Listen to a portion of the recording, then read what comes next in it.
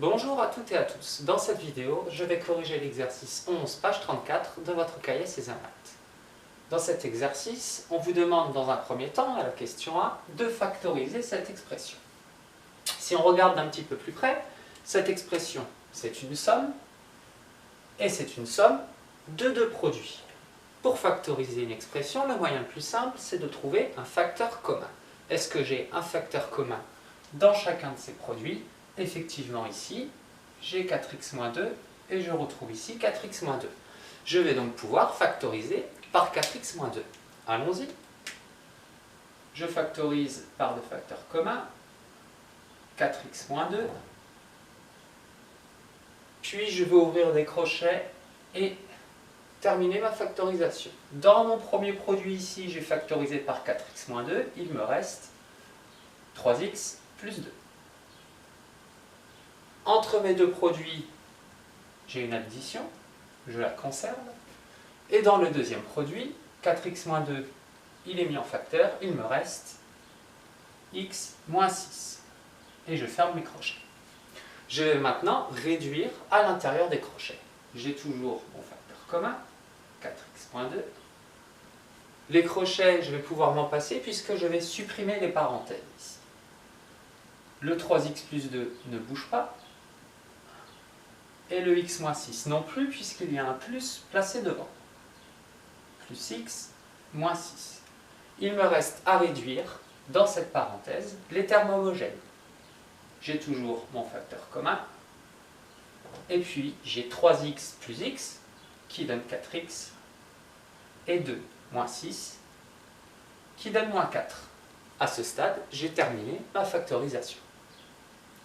À la question B, on vous demande de résoudre l'équation grand E égale 0. C'est-à-dire, cette expression égale 0. Mais si j'ai factorisé à la question d'avant, c'est pas pour rien. Parce que du coup, résoudre grand E égale 0, ça revient à résoudre l'expression factorisée que j'ai trouvée ici. C'est-à-dire 4x moins 2, facteur de 4x moins 4, égale 0. Et là, ça devient intéressant. Parce que si vous observez d'un peu plus près ça, qu'est-ce qu'on a? On a ici un produit pour le premier membre, et pour le deuxième membre, un résultat nul. On a donc affaire à une équation produit nul. Et je vous rappelle que dire qu'un produit est nul, c'est-à-dire égal à 0, ça revient à dire qu'au moins un des facteurs est nul.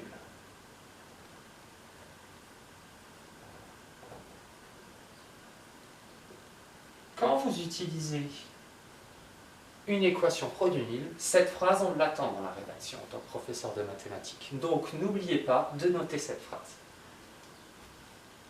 Et donc, à partir de là, si au moins un de mes facteurs est nul, ça veut dire que 4x moins 2 est nul, c'est-à-dire égal à 0, ou que mon autre facteur, 4x moins 4, est égal à 0. Et j'ai donc deux équations à résoudre. Allons-y pour la première.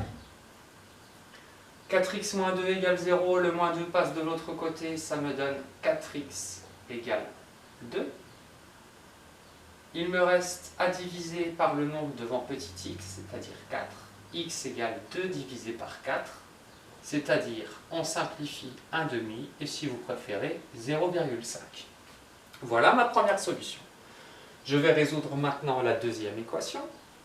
Le moins 4 passe de l'autre côté. 4x égale 4. Je divise par 4. Et 4 sur 4, ça donne 1. Voilà ma deuxième solution. À ce stade, j'ai trouvé les solutions de l'équation E égale 0. Il ne me reste plus qu'à écrire la phrase réponse. Les solutions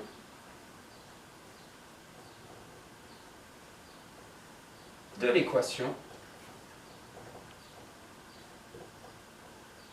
sont